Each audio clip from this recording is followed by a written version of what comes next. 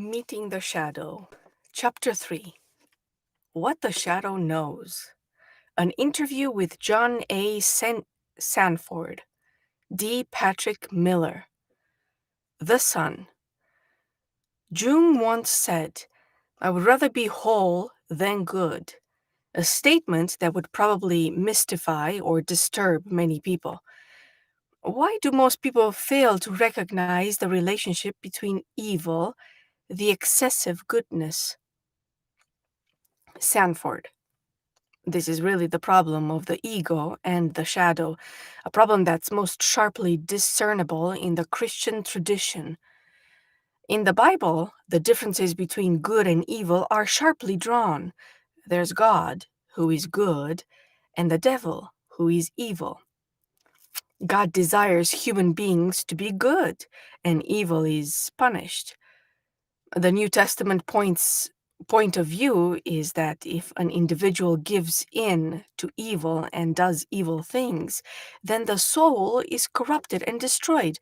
That is, a negative psychological process sets in. So there's always held up to the Christian the goal or model of being a good person, and there's something to be said for that. But originally, the Christian tradition recognized that one carries the opposite within oneself. St. Paul said, "For the good that I would, I do not, but the evil which I would not, that I do." And that's the statement of a depth psychologist. He knew he had the shadow, and he thought only God could save him from such a condition. But knowing what his condition was sort of held things together. Later, that in-depth perspective was lost, and people simply felt compelled to identify with good, or at least the pretense of being good. Doing that, you will quickly lose contact with a shadow. Also, somewhere along the line, it became obvious by the Middle Ages the church made a very bad mistake. Now, not only were some actions evil, but fantasies were evil too. You were a bad person simply by having fantasies about evil. Adultery was a sin, and thinking about adultery was a sin too. Both had to be confessed and forgiven. As a result, people began to deny it and repress their fantasy life, and the shadow was driven even further underground. The split became greater.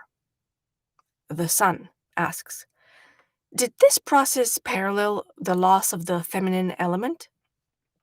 Sanford answers, yes, I would say so. In feminine reality, contrasts are not so sharply seen and drawn. The masculine element sees things in bright sunlight. This is this, and that is that. The feminine is like seeing in the moonlight. Things kind of blend together, and they're not so distinct from one another. The whole matter of the shadow is very subtle and complex. It's not nearly as simple as the subject of good and evil may appear to be.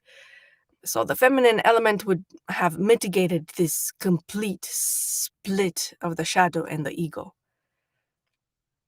Early on, the church was the leader in a sort of a feminist movement, but it later became quite patriarchal.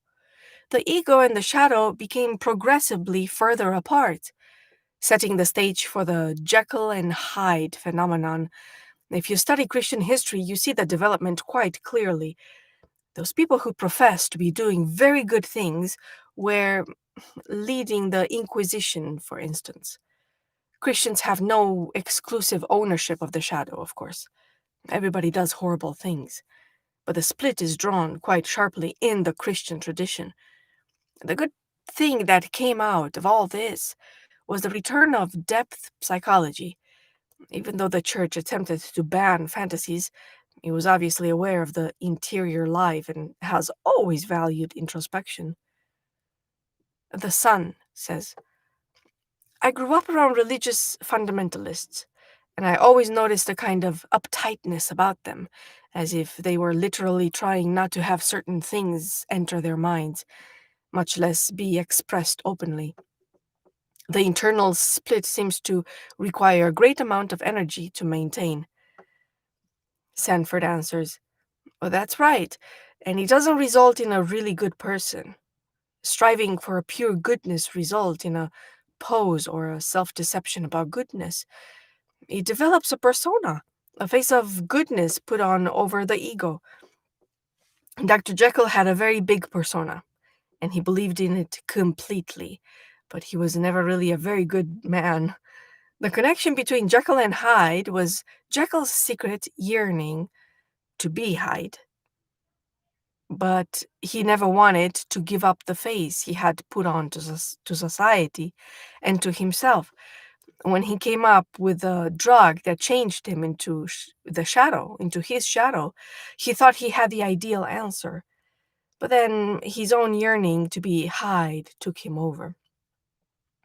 Here, it's important to understand the crucial difference between the shadow and what's genuinely evil. As Fritz Konkel once said, the secret is that the ego is the devil, not the shadow. He believed there is evil beyond the ego, an archetypal evil. But for most people, it's the ego that's really the problem. The Jungian definition of the shadow was put well by Edward C. Whitmont, a New York analyst, who said that the shadow is everything that has been rejected during the development of the personality because it did not fit into the ego ideal. If you were raised a Christian with the ego ideal of being loving, morally upright, kind, and generous, then you'd have to repress any qualities you found in yourself that were antithetical to the ideal: anger, selfishness, crazy sexual fantasies, and so on. All these qualities that you split off would become the secondary personality called the shadow. And if that secondary personality became sufficiently isolated, you would become what's known as a multiple personality. In every multiple personality case, you can always clearly identify the shadow. It's not always evil, it's just different than the ego. Jung said the truth of the matter is that the shadow is 99% pure gold. Whatever has been repressed holds a tremendous amount of energy with a great positive potential. So the shadow, no matter how troublesome it may be, is not intrinsically evil. The ego, in its refusal of insight and its refusal to accept the entire personality, contributes much more to evil than the shadow. The Sun says, so the shadow gets a bad rap because the ego projects its own evil onto it. Sanford says, exactly. If you go back to the psychological document we call the New Testament, you'll find that it says the devil is the father of lies. Now, the shadow never lies. It's the ego that lies about its real motives. That's why successful psychotherapy and any genuine religious conversion re- requires absolute honesty about oneself. The Sun says, the Jungian analyst Marie-Louise von Franz wrote, the shadow plunges man into the immediacy of situations here and now, and thus creates the real biography of the human being, who is always inclined to assume he is only what he thinks he is. It is the biography created by the shadow that counts. This passage made me think about our society's tendency to become disillusioned with our politicians because the biography they had us while they're campaigning is never the biography that counts. Sanford says, the biography that the politicians want us to have, which has often been created by public relations people, is the persona, the mask. It's what hides the politician's true reality.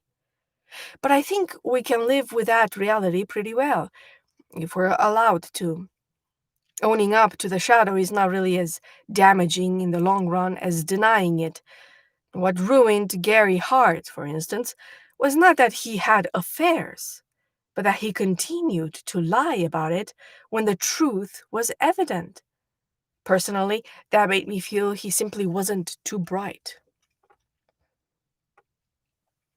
We certainly live in an era when elections are won and lost on the strength of the persona. Reagan is the example par excellence because we know he never took a step or said a word that wasn't staged. I'm much more comfortable with President Bush, whether or not I approve of what he says, because I get the feeling that at least he's there. The real man is talking. I think we were probably a little better in touch with politicians as real people in the days of white whistle stop campaigning. The way that electronic media enhances the persona shows a monstrous side of our technology. It's very dangerous. The Sun asks, the shadow certainly seems very present in our entertainment media these days, from Stephen King and Clive Barker stories to horror films to the overt Satanism of some heavy metal rock bands. I wonder if all this means we're moving toward recognition of the shadow and integration, or are we just going down the tubes, as some social critics and censors seem to think? Sanford responds, the question is when we cross the line from the shadow, which is difficult, but still human element, into the truly demonic. This brings up the manner of archetypal evil. Is there a devil who's beyond the human ego? The Christians were not the only ones who worried about the devil, by the way.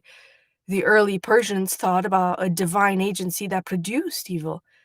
The Holocaust of Nazi Germany and the pogroms of Stalin were not results of the individual human shadow.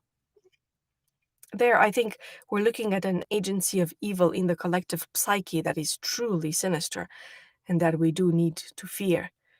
A lot of people would deny that such evil exists, saying that all murderers are made by unfortunate childhoods and parental abuse.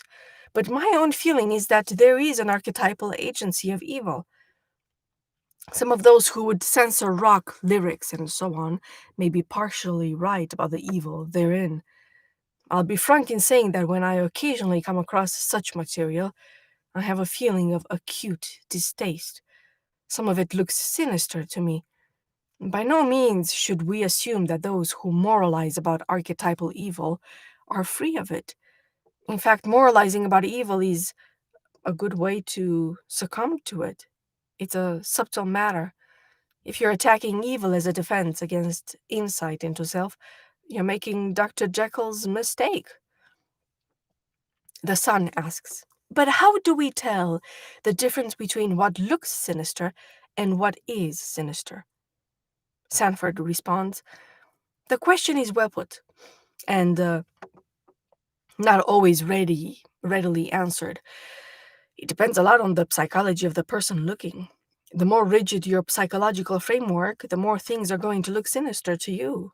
I can only say that when the archetypal level of evil is finally expressed, everyone is eventually shocked by it, but not always in time, of course. The world was very slow to recognize the evil of Nazi Germany. What helps us tell the difference is what Jung called the feeling function, our inner means of ascertaining the value of something. The feeling function tells us what is desirable and not desirable, but it's not an ego judgment. The ego determines what's good and bad from the point of view of its own concerns. That which tends to support our egocentric defense system is what we deem to be good. That which is antithetical to it, we deem to be evil. When the Puritans infected the Native Americans with diseases that killed them, the Puritans saw it as a good thing and preached sermons about how God was paving the way for them to settle the land. Of course, the Indians who were dying of smallpox would have had a very different judgment of the good and evil in the situation. The feeling function is free of egocentric contamination. It is a pure feeling evaluation, but it's not always heard. The fact that the American public eventually turned against the Vietnam War was due to the rise of the feeling function. An increasing number of people came to a feeling judgment that the war was wrong and terrible, even if it supposedly served our political aims. And of course, they were right. The value judgment of the feeling function is a reliable determiner of the good and evil in a situation, provided that it has the right information. If it doesn't have all the information or sees only a part of the whole situation, the feeling function is perfectly capable of arriving at an erroneous conclusion. The Sun asks, in your practice, what have you observed to be the process of integrating the shadow? Sanford responds, when we first sees the shadow, when one first sees the shadow clearly, one is more or less aghast. Some of our egocentric defense systems then necessarily fall apart or melt away. The result can be a temporary depression or clouding of consciousness. Jung compared the process of integration, which he called individuation, to the process of alchemy. One stage of alchemy is the melanosis, where everything turns black inside the vessel containing all the alchemical elements. But that black stage is absolutely essential. Jung said it represents the first contact with the unconscious, which is always the contact with a shadow. The ego takes that as a kind of defeat. The Sun asks, is it possible to get stuck there? Can we be doomed to one encounter with a shadow after another, with no integration following? Sanford says, I don't think so, because a genuine insight into the shadow also calls out what Jung called the self, the creative center. And then things begin to move, so the depression doesn't become permanent. 1,000,001 changes can occur after that. It's different for every individual.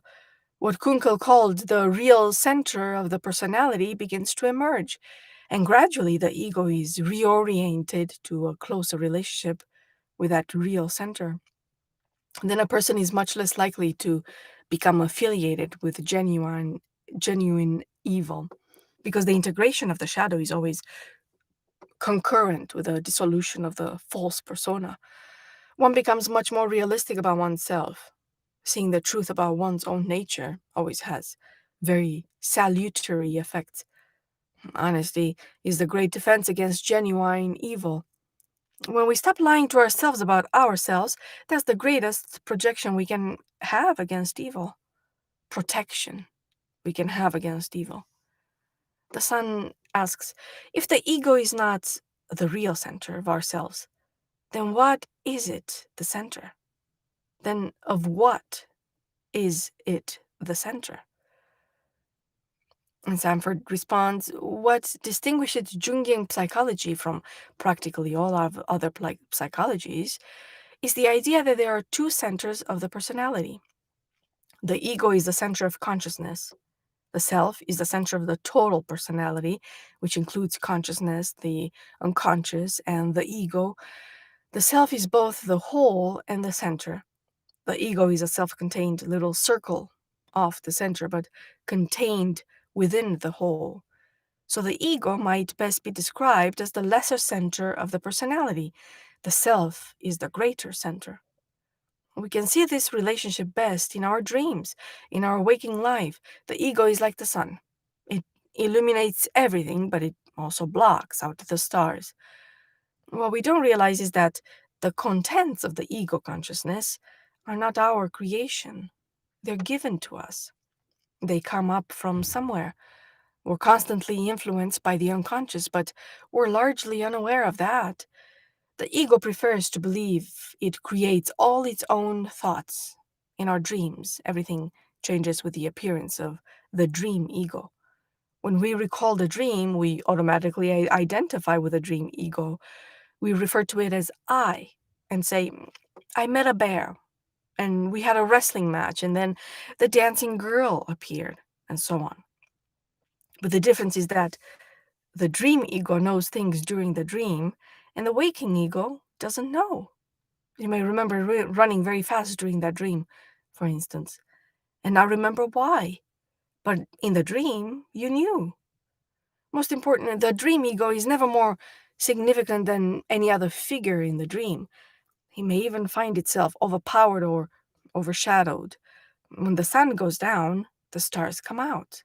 And then you discover you're just one of the stars in a sky full of stars.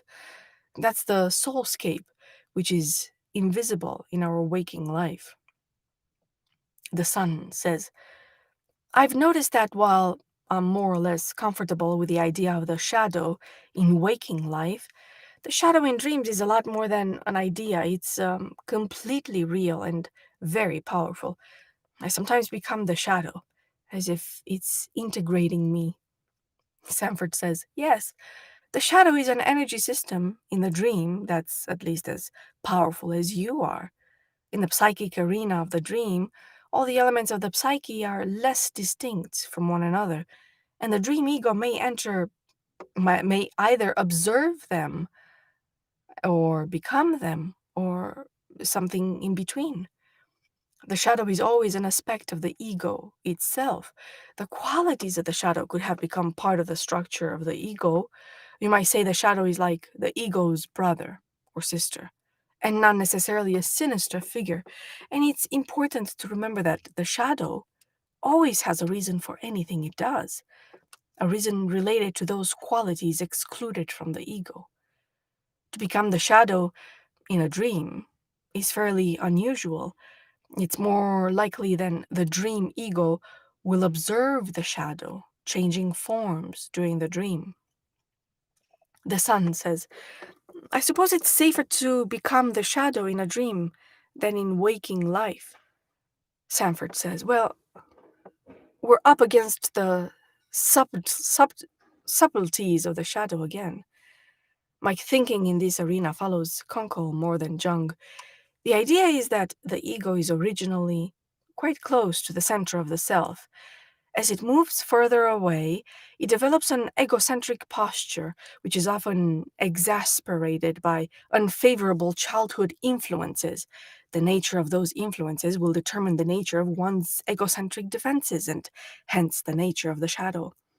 Let's say that a person experiences himself as weak and ineffectual against his environment, but he finds another way of getting through life, which is to become sort of a clinging vine. He doesn't develop his own strength.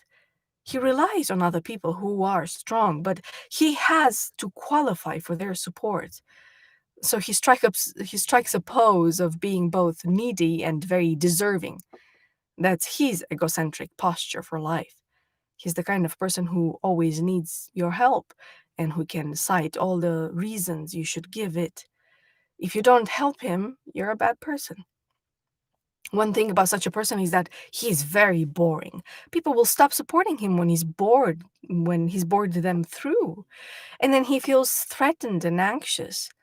Now, what he has repressed in order to maintain his egocentric posture of clinging the qualities of courage and forthrightness, very desirable qualities. But this clinging, vine personality looks on these qualities as the devil and is frightened to death of them. And in fact, those repressed qualities can become dangerous. Take the example of a high school boy who has the egocentric defense of a turtle. He just wants to be left alone. He becomes the target of a gang of toughs, toes, whose egocentric prosperity is to torment him precisely because he's a loner. They harass the hell out of him until one day his egocentric shell of withdrawal explodes and bang, out comes the shadow. Now, he may just get into a fist fight, and even though he gets beat up, he comes out okay and probably more integrated. On the other hand, he may go get his father's gun and shoot his tormentors, and a terrible thing has happened.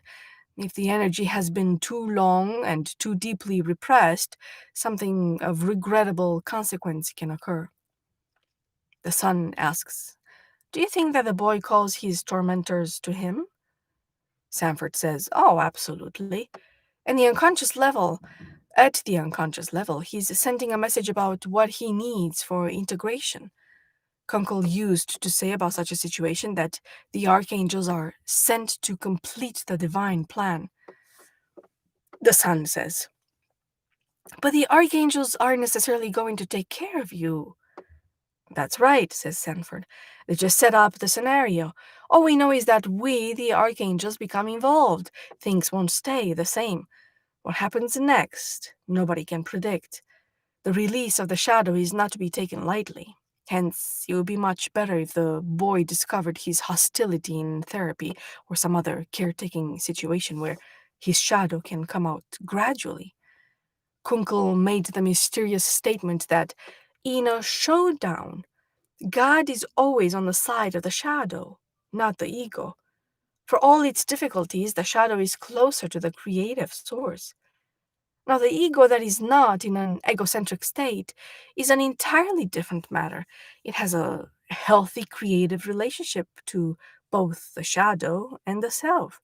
The ego is not really diminished in the process of integration. It simply becomes less rigid in its boundaries. There's a tremendous difference between a strong ego and an egocentric ego. The latter is always weak.